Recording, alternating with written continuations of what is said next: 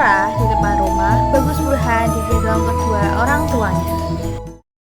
Pada sore hari, Bagus Burhan sedang bermain bersama teman-temannya dan ia dipanggil oleh Ki Tanujaya untuk berguru ke sebuah pondok pesantren di Solo.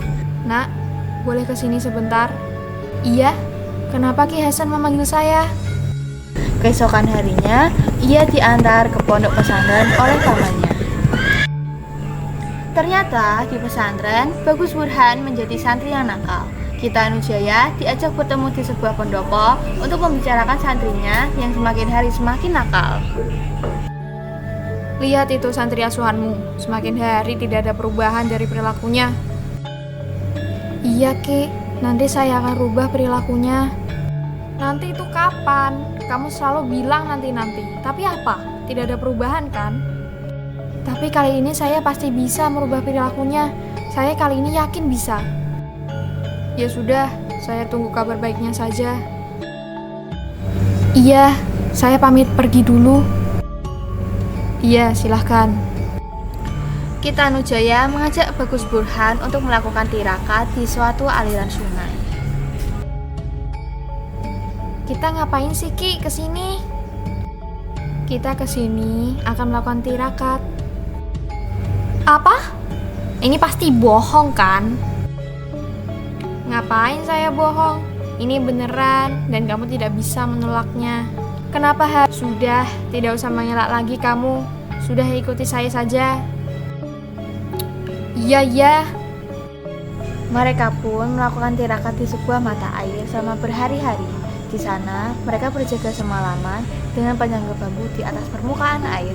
Apabila mengantuk, Bagus Burhan akan terjatuh ke air. Hingga akhirnya dia dapat tertidur sambil duduk di atas bambu. Tirakat ini mereka jalani dengan menyantap biji pisang sebagai makanan sehari-hari. Setelah melakukan tirakat berhari-hari, Bagus Burhan tidak pulang ke rumah, melainkan melakukan pengembaraan untuk menuntut ilmu. Ia berpindah dari suatu pondok pesantren ke pondok pesantren lainnya untuk menuntut ilmu. Di antara pondok pesantren lainnya, ia tiba di pondok Gerbang Tinantar di Ponorogo yang dipimpin oleh Kiai Imam Besari.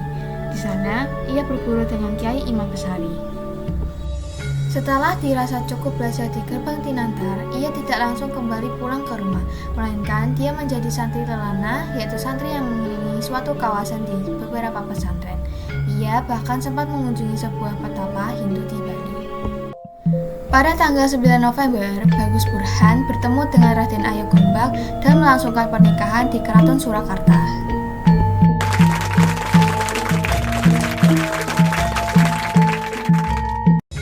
Setelah menikah, Bagus Burhan menjadi seorang penulis. Kemudian memulai karirnya sebagai penulis cerita-cerita rakyat dan sastra Jawa. Ia bekerja keras dan tekun, serta terus belajar dan memperbaiki keterampilannya sebagai penulis. Ia mendapatkan tugas dari Raja Surakarta untuk menulis sebuah karya sastra.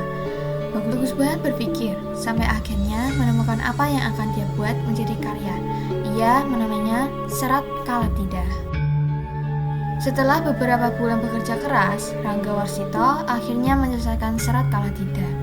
Karya ini kemudian disajikan kepada Raja Surakarta dan mendapatkan sambutan yang positif.